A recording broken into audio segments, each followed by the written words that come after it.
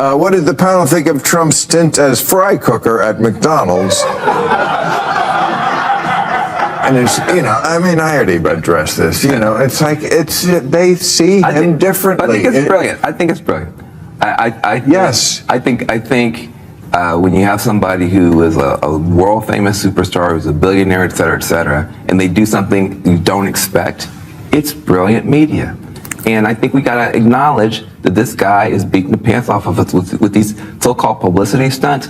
It gets into everybody's feeds, and people who are not looking at politics will look at that. I think we just have to have more fun ourselves. We were having a great time during the Democratic convention. If we have more fun, if the Democratic Party is a party of fun, people will join it. We should be doing crazy stuff. Bill Maher recently ignited a heated discussion during a debate segment in which he forcefully challenged a guest over what he viewed as an overly woke position. True to his candid and confrontational style, Maher pressed the argument with pointed follow-up questions, refusing to let broad claims go unexamined. As the exchange unfolded, the guest began to soften and clarify their stance, acknowledging gaps that Maher had highlighted.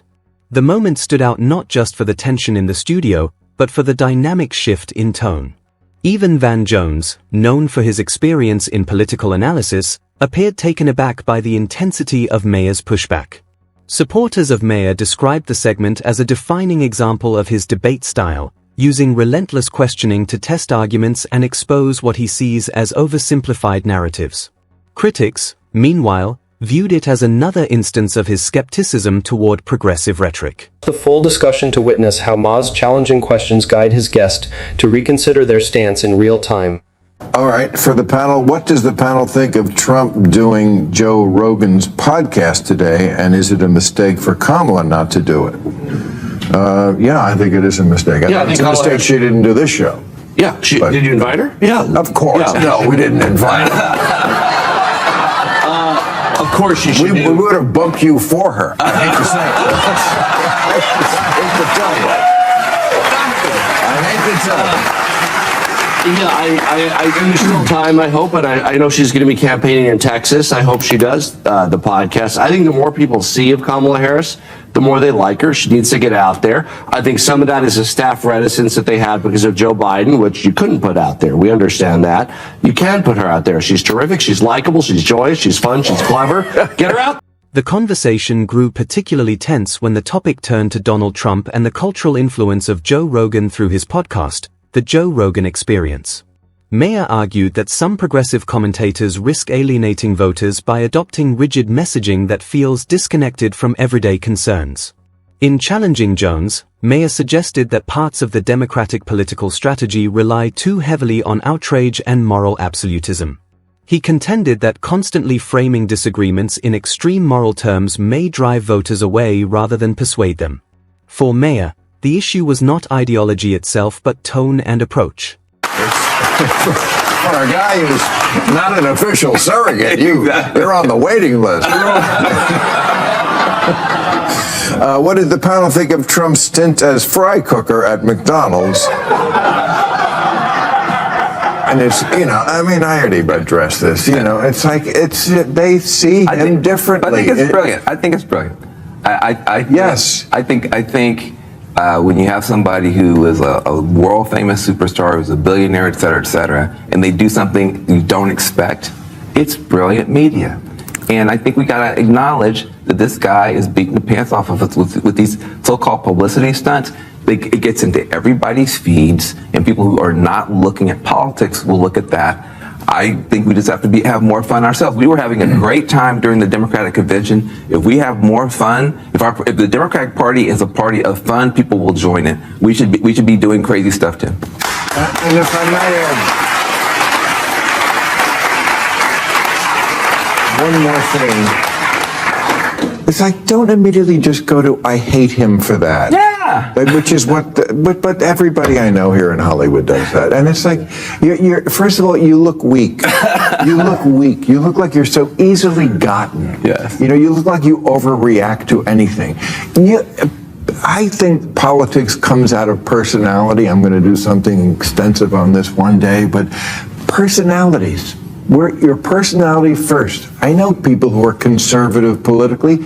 because I know them. That's just who they are. Yeah. They're squares. and that's okay. And there are people who just, like, they think Trump is fun like that. I don't get it, but I don't get Taylor Swift. Mayer's critique expanded into a broader reflection on Democratic messaging. He argued that political strategies rooted in anger and division can backfire, regardless of party affiliation. According to Maher, when discourse becomes dominated by accusations and hostility, it risks creating the very backlash it seeks to prevent. He speculated that political resistance does not always arise from classic authoritarian figures, but sometimes from leaders whose communication style provokes frustration.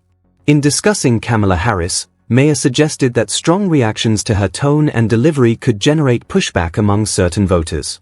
He was clear in rejecting violence or extremism, framing his point instead as commentary on political psychology and public perception. Not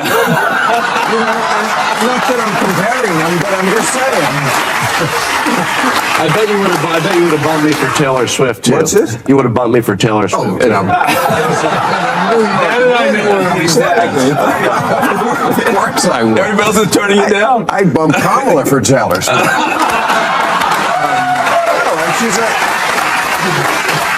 I'm just saying. I agree with you.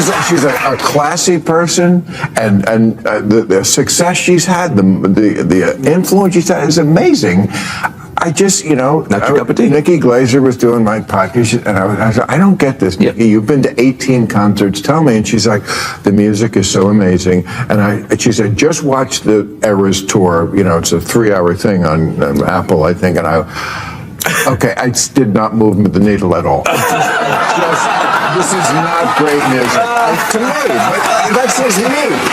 I don't get her music, and I don't think Trump's jokes about Arnold Palmer's dick are funny, but other people do. It's not relevant. So for those of us who love Taylor Swift, and I'm a big Swiftie, that is some of the fun that Kamala Harris is bringing into politics. So I did a Swifties for Kamala kickoff in Nevada, where I was just campaigning for her. We got all this energy, exchanging friendship bracelets and having fun. So there's a lot of joy there, Bill. And I know.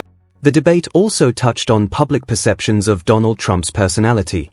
Maher argued that political disagreement does not automatically erase recognition of charisma or entertainment value.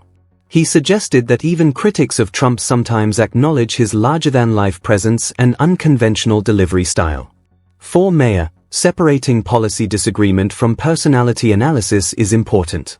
He maintained that one can strongly oppose a politician's agenda while still observing the rhetorical techniques or performative elements that contribute to their popularity. I'm not.